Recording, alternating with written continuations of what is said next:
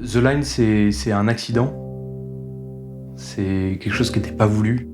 Moi, j'étais ébéniste à l'origine et j'étais pas du tout dans une optique de faire une marque et de créer un produit.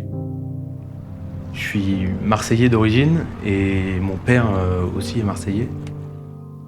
Il prend un jour une photo de Marseille à contre-jour, un matin sur un bateau. Et puis sans savoir vraiment pourquoi, je dessine cette ligne-là sur ordinateur dans le train en remontant à Paris. Et The Line est né à ce moment-là. D'abord, on part de la matière. Et donc la matière, c'est des tôles de métal qui font 1,5 mm d'épaisseur. C'est une optique qui va découper cette tôle de métal. Et là, encore une fois, on a une précision qui est de l'ordre du dixième de millimètre. Le partenaire qui va découper nos produits, on ne l'a pas choisi n'importe comment. Évidemment, on le fait en France. C'est une entreprise qui a été d'abord délocalisée. Et donc les salariés, 17 salariés de cette boîte-là, se sont associés pour créer une scope, pour récupérer l'outil de production. Et ça leur a permis de faire tourner cette boîte-là, qui est une boîte merveilleuse.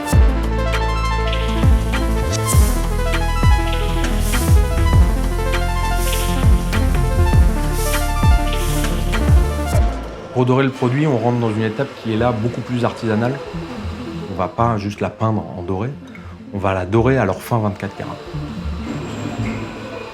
Pour ça, c'est des bains successifs, d'étain, de cuivre, de bain neutre. La ligne est nettoyée avec de l'ultrason. Si tu veux, l'or va s'agglomérer au produit, au métal, et la ligne va être dorée comme par magie.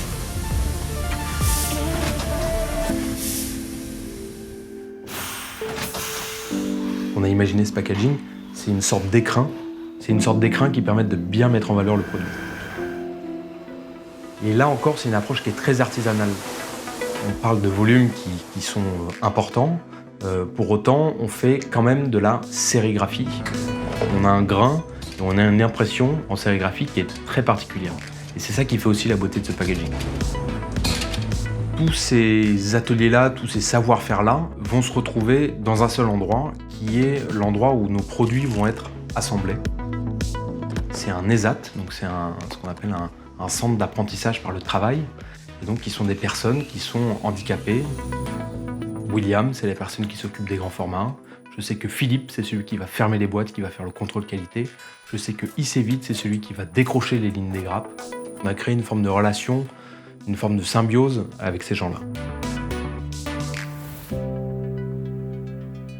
Il y a une cinquantaine de personnes qui quotidiennement travaillent pour que le produit soit de la meilleure qualité possible. Et on ne les produit pas n'importe comment. On les produit avec des gens qui ont des valeurs, on les produit avec des gens qui ont une certaine idée de la conception de leur métier. On pourrait appuyer sur un bouton et faire partir les productions. Nous, on n'appuie pas sur un bouton, c'est-à-dire qu'on a au téléphone quotidiennement toutes ces personnes qui travaillent pour nous pour que The Line soit un produit de qualité supérieure.